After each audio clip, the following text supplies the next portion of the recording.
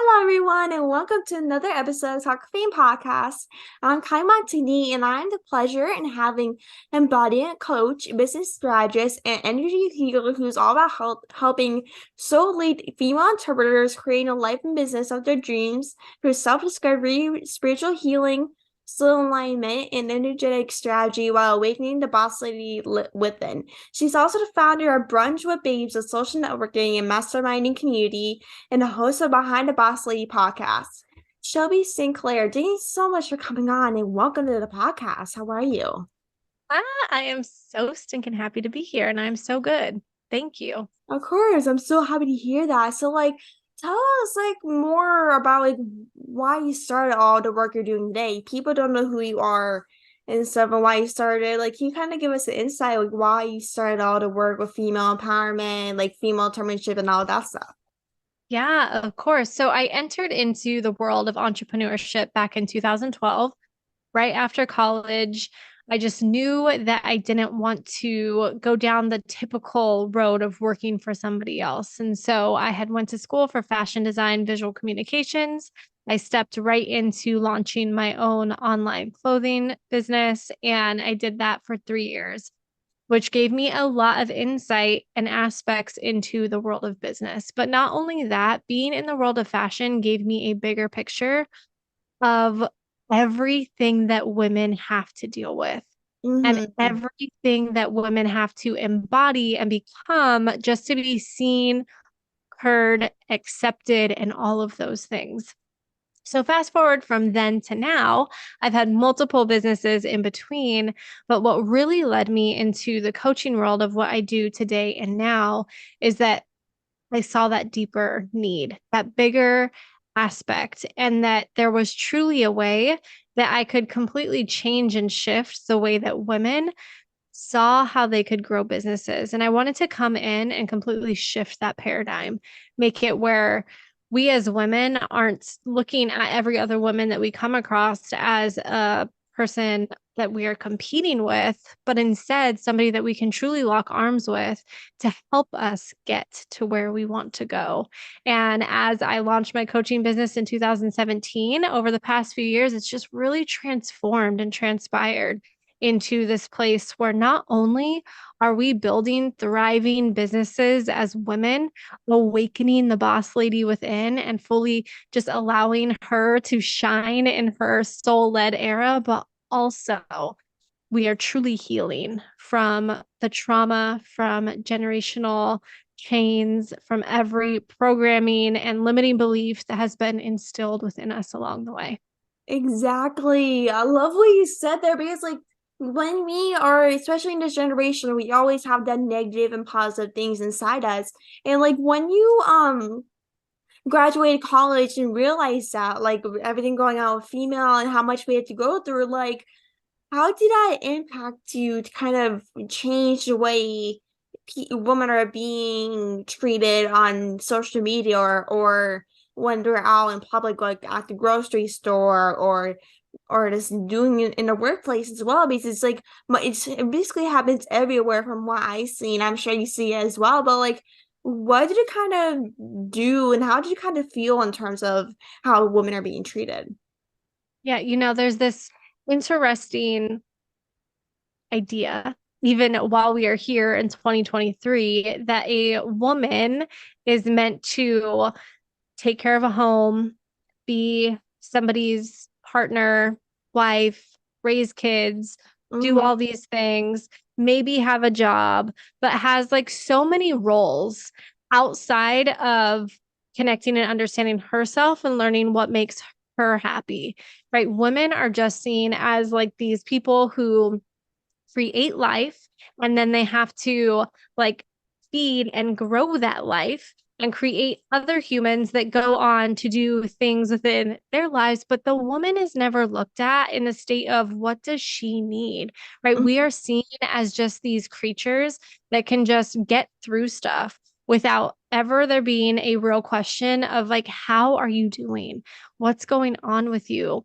Are you struggling? Is there anything that you need? Right? As women, we are just so naturally innate to shove everything down within us and not allow it any present moment in time because we feel as though we just have to keep moving on. And when it comes to this place within business, within the work field, all of that, there's so much comparison to men, right?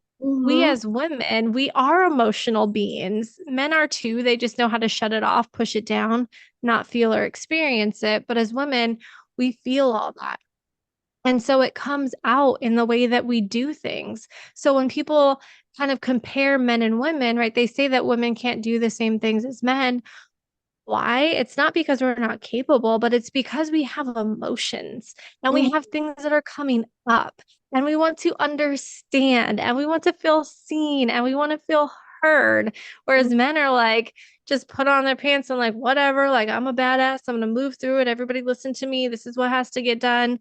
Whereas Yeah. women are like, okay, I want to explain Mm-hmm. why this is a good idea. I want to explain why I think this. And so instead, we get shoved to the side, right? Because we talk too much, we think too much, we feel too much. But really, we are so powerful because men can't do what women can do, right? Like Mm-hmm. they can't birth babies. They can't feel all these things and do all of these things and be able to still get through the day. And so in the work field, it's just interesting how we have to just shove things down and push things away and just make it seem like we we aren't meant to have the success that is our goddamn birthright that we are meant to have. Definitely. Like I think you like explain what Alex is going to say, I feel. Because like when like men, I feel don't have like the pain, not the pain, but it's like they don't have to go through what women have to go through at the same time. And so like they don't have to have kids, like they can have kids, even though it just like comes seriously some men could, which I don't know if it's true or not, but there's some things around it.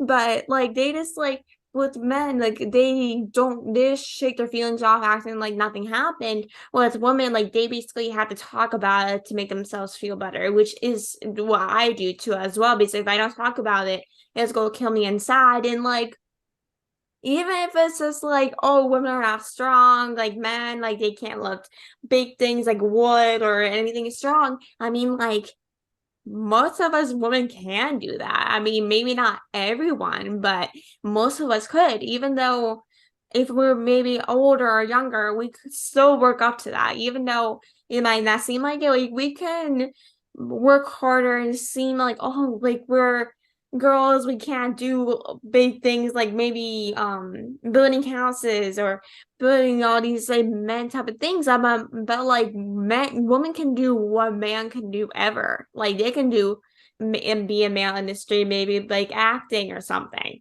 or like maybe construction or whatever it is. Like women can work in a male industry even though it's male populated.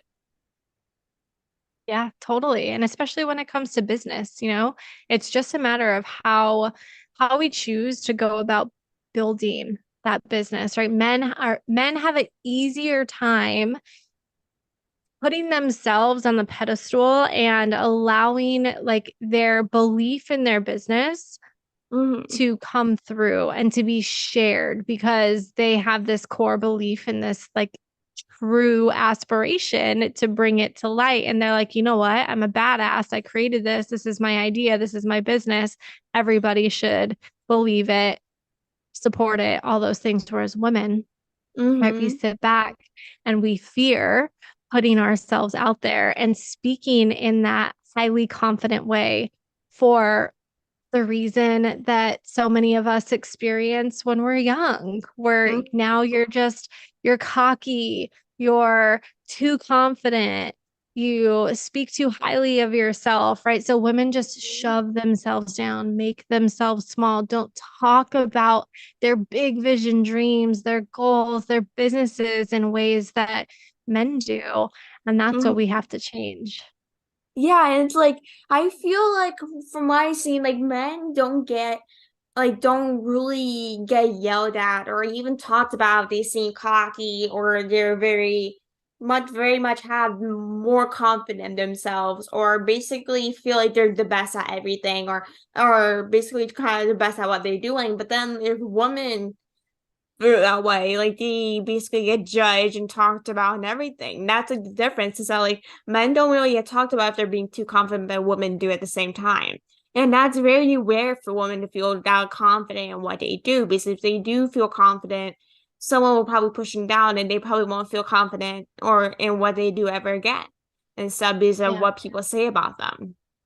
Yeah. There really is that difference between men and women when it comes to confidence, when it comes to speaking about themselves, because a man that's confident and sure of himself and speaks highly of himself is seen as attractive, knowing, right? He is a go-getter. He is going to Mm-hmm. do something for himself. A woman is shoved into the other corner Mm-hmm. of you shouldn't be speaking like that. Now you think too much of yourself.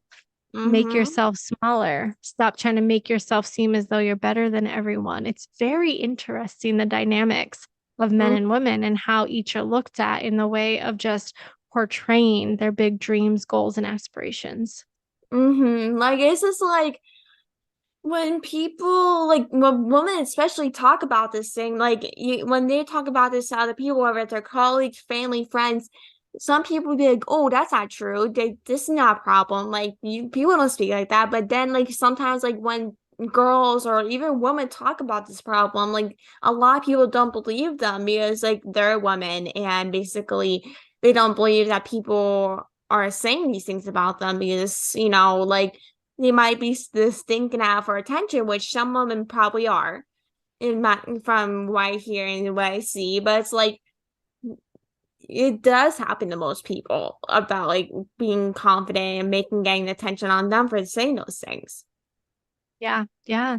That's why we have to heal, right? The more that we as women focus on healing ourselves, healing these parts of ourselves that have been made to be small, that have been shoved down, that have become a bad thing when really it's the most inspiring part of ourselves when we can truly believe in who we are and we have that confidence. If we just allow ourselves to heal from all of those systemic beliefs about women being confident, then we can really begin to shift that dynamic, right? But it just starts with one woman doing it and her inspiring one more woman to make that change, to go in, to heal those parts, to understand why she started believing that about herself, right? Which this goes back generations and generations past, Mhm. but Yeah. to begin healing it now so that our generations moving forward aren't as affected by these beliefs as we are today. Definitely. And like, how like do you help female entrepreneurs break the business programs in their business?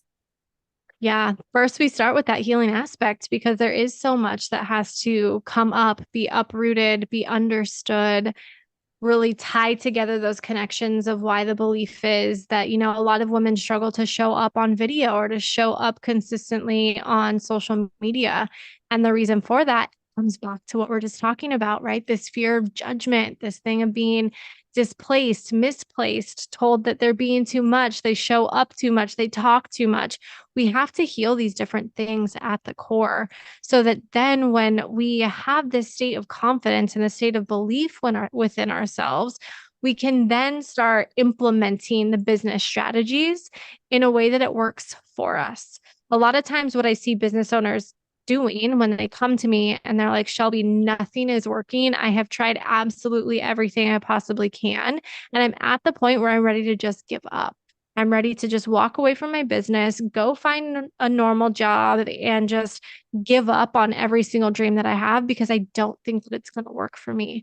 And what I notice and what I see is that so many times all of these women are going and they're purchasing this strategy from this person and this strategy from this person. And they're trying to come over here and they're trying to receive this strategy over here and they're implementing it and they're doing all of the steps and putting in all of the processes. But there's a core piece as to why it's not working.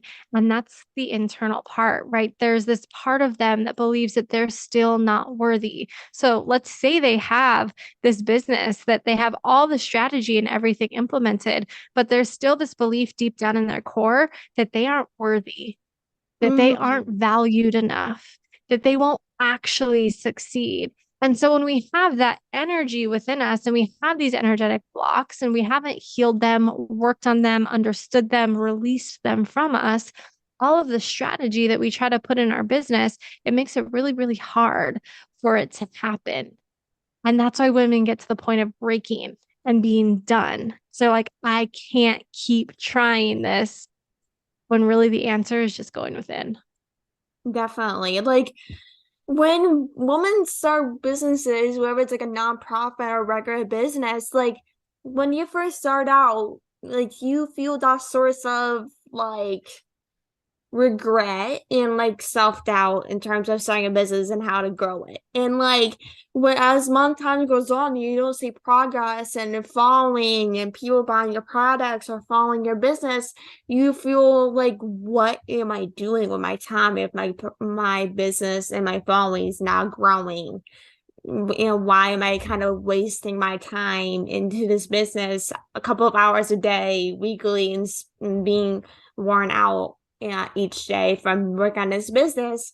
And it's like that's a part of doing a business organization, that it's like it's time to grow, and no matter how hard you work, there's still some step outs on the way, because I do organization and there's some progress and there's a hard work in it, and it's like no matter if I've been doing this for a year, couple of years, or my whole life, there's still time to grow, even though people are getting it faster than you are. It's not like it's this, like people have different journeys than you, and everyone is not the same person in their journey, especially with having a business. Like every business is different and every model is different, and how you do things. Yes, I love that you just said that because it's so true. Like everyone is so different. And it's easy to sit back and it's easy to compare where Mm-hmm. we are in comparison to where someone is. And it's easy to look at somebody and feel like, oh, they were an overnight success. It just happened so easy for them. But we don't know what all they've been through. You don't know what their exact journey is. A lot of times people aren't sharing every single step. They aren't sharing every single hardship. They aren't taking us on every single part of their journey. Yeah. But even though they look like this overnight success, we have no idea the path that they walked, how hard it was for them, right? I truly believe that we are only given as much as we can handle. And Yes. even though it might seem like we are given moments in life that are the hardest thing that we have ever dealt with, there is a divine reason. And if we allow ourselves to change the perspective and look at things that we experience in life, look at the hardships, look at the areas that we are struggling as moments of lessons for us to grow through, we can completely change the way that we walk and move through life, where instead of this hardship being a setback for us, it's the thing that takes us 10 steps closer to where we want to go. For sure. I like, but you literally said it perfectly. I love how like you like explain it all. Like with especially being a woman, like especially like or doing this, like it's just like a lot of men for are thinking like, oh, women can't work hard in their business. Like it's like they way different, but it's like especially being a woman and men, whatever gender you are, everyone has to work hard in what they do, no matter what. Like sometimes each day I'll literally stay up till 1 in the morning doing work, whether it's like podcasting or work on my other projects or something. Like it's always working, always hard work, and like it's just like even if you put in a lot of hours, there's still like a lot of work to be done, no matter what. Yeah. And you're like, how did you come up with the term awakened boss ladies? I wanted to ask you. Because that's like awakened boss ladies, like it's like very empowering. Like awakened boss ladies, like it is like very like uplifting. Yeah, because so when I first started my coaching business, let me just say this. When I first started my coaching business in 2017, I launched it as the Boss Lady Agency. And I have been running my business as the Boss Lady agency from then until just about a month ago when I switched everything to Shelby St. Clair. And the reason I did that was just because I have so many things I'm doing at once that it just made sense for my Mm-hmm. business to have this overarching of my name. But I loved the aspect of Boss Lady because it got me from where I was in 2017 to where I am today. And I've Yeah. helped hundreds of boss ladies over the years. And the differences and why I termed the people that I work with and what I get them to is the state of becoming an awakened boss lady is because we are truly tapping in, understanding these women at a soul level and awakening that passion, that purpose, that desire within so that they can lead their business as a boss lady, but in this awakened form where they realize that every single thing that they want to do, they are capable of, and it's already within them, and they have the power and the will, the desire and the drive to get there. And it's just a matter of them anchoring in and like being determined Oh to yeah. allow themselves to walk that path of continuing to be awakened and to be the boss lady that they're meant to be. Mm-hmm. Like every woman that is in a career field like business or marketing or whatever it is, every woman is a boss lady, no matter what. Like whether like how hard you work or what you do, like every woman strives to be the best person they can be, whether it's like your motto or whatever model you go through, like every person in this world right now in 2023 is important, is rocking his world by stride, no matter what situation you're in. Absolutely. And like, what are some strategies you use to like build your business and other businesses? That is such a good question. I feel like there are so many strategies out there, but one that I think I will share because it's something that is so different than anything else out there. A lot of times when people come to me and they say that they have been trying to, let's just say, grow their social media following or find new clients or get sales within their business. And I ask them how they're doing it. And so often they say that they're just cold messaging all of these different people on Facebook, on Instagram. They're just finding people, sending them a generic message and like hoping that it somehow leads to a transaction in this money exchange.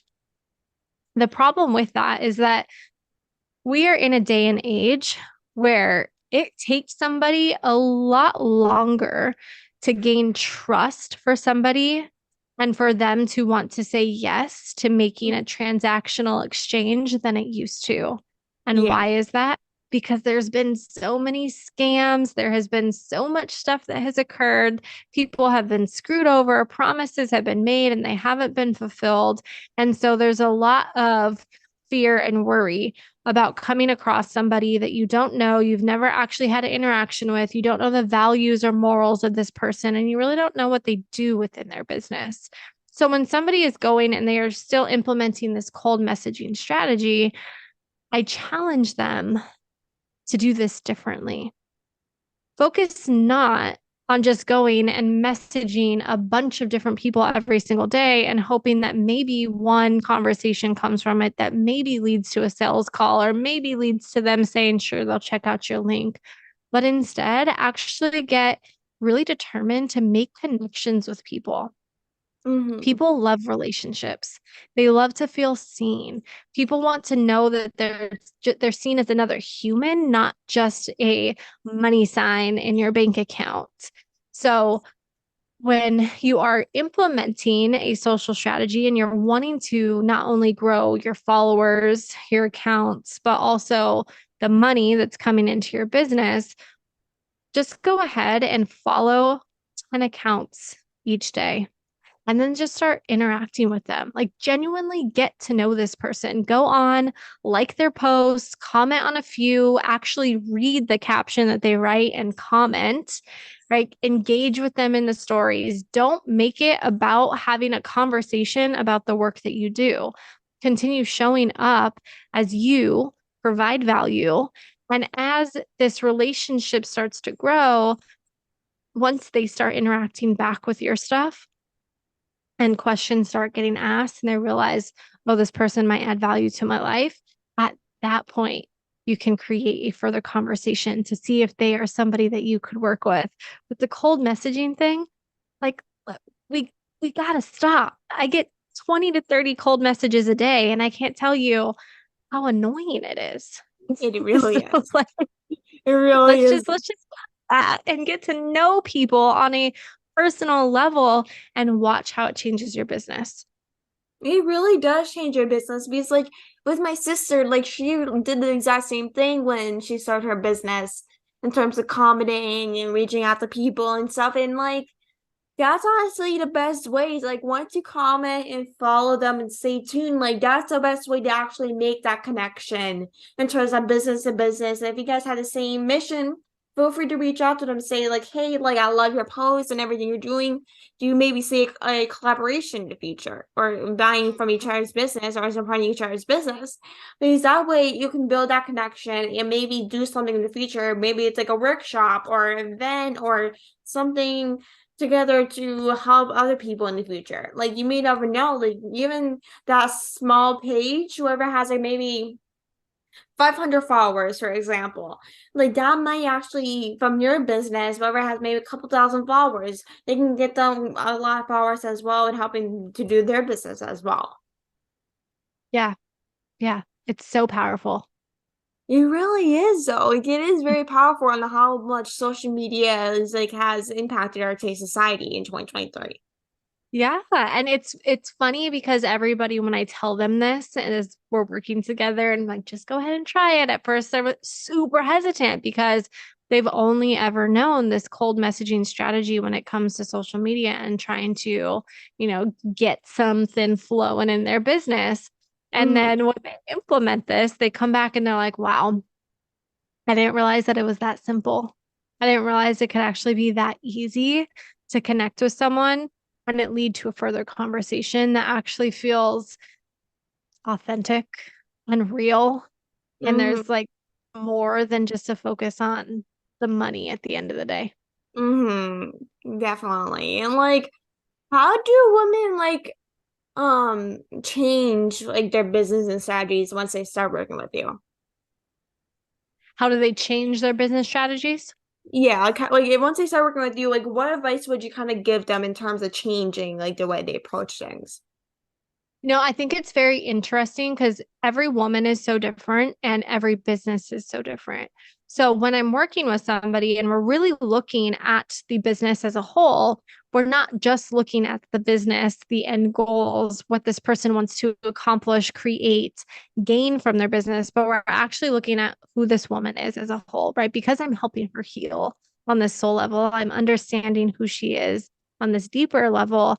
And then we can create an actual energetic strategy that works for running her business because there are people who thrive off of working 14 to 16-hour days. There are people who thrive being night owls and get in the creative zone and work at night. There are people who thrive getting up super early, jumping into work immediately. And there's people who thrive when it comes to just working for a few hours a day. So we have to understand that first. Who this woman is on this level of how she runs and operates and does business. And then we can go and take it a step further and see the different strategies, things that she has implemented in place currently, and then do the reworking for how it's going to actually work for her. Mm-hmm. Like I know like with every person it's much different. But like do you think like what do you see that most women always have like more social media problems or mostly how to grow their business? Like where do you kind of see most like women like struggle? I see more women struggle with understanding and knowing how to ask for money, how to share her offers, how to share her products.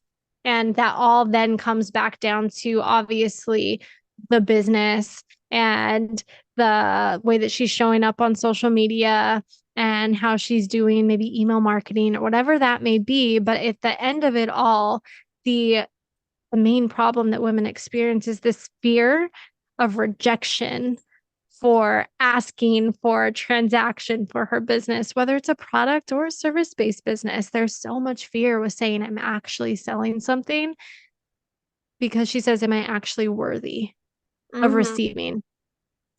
Yeah, like I feel like every me or most women is think like, oh, am I worthy of my time into this business? I feel like most women feel that way in terms of like how to start a business or kind of a couple months in and be like, okay, is this business worthy into my time? Yeah, totally.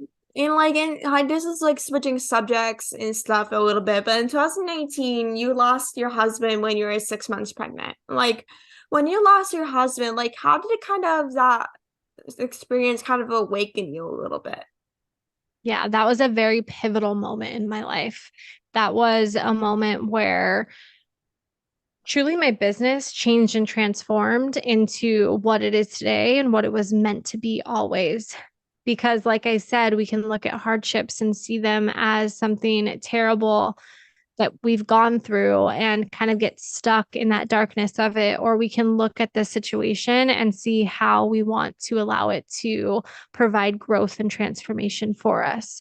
So, in the beginning, obviously, when it first happened, it was very dark because it was, how could this happen to me? I had already experienced so much in my life, from growing up in a cult religion to having see my brother go down the path of drug abuse, to getting married to somebody I didn't know, ended up in a toxic relationship, getting divorced from that, finally discovering Shelby for who she is, connecting with my husband, getting married, and finally feeling so fulfilled, not only in my career, but also in my life. And then this all happened while I'm pregnant, right? In this moment where I'm like, oh my God, everything is happening. Like my business is thriving. I'm helping so many women. I have an incredible relationship. Our family is growing, right? We're just going with all the steps and all the things. And so it was gut wrenching because it was like, how could this happen to me when everything finally seemed good and I was happy? But instead of staying stuck in that, I allowed myself to say, what did I gain from this?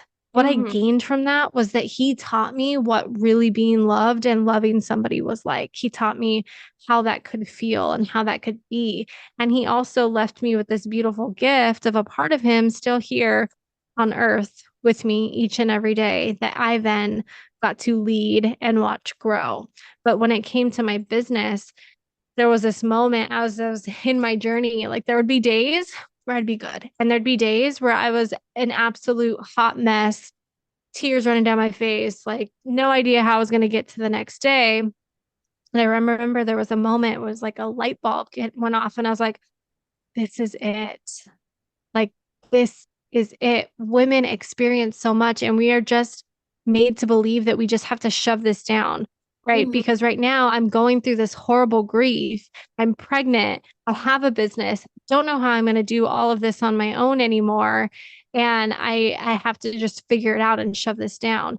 This is why we struggle in life, in business, because we don't know or are given the time to heal. And so that's when my business and everything that I do really took this shift into focusing on the healing aspect, diving into the woman first so that she could begin shining outside of all of the hardships around her.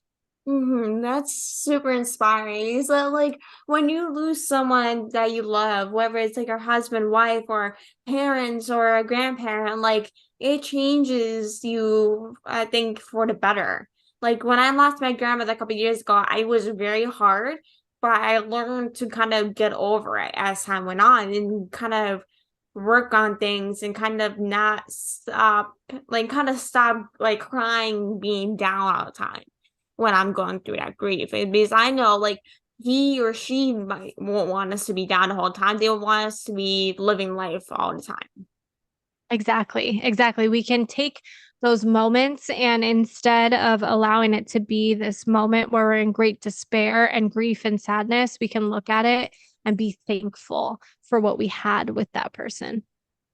Definitely. Like that's the best thing is that like as long as you have that memories and stuff that you can hold on, just hold on to them and think about it and like think like, oh, I had some good memories with them that I'll hold on to that I can always share with people around me. Yeah, exactly. Yeah, and I think that's the perfect way to end off this episode. And I think you so much, Shelby, for taking time. Your story and everything you have to offer is super inspiring, and everything you're doing is amazing. I wish you the best of luck with everything. If you ever need help with anything at all, feel free to reach out.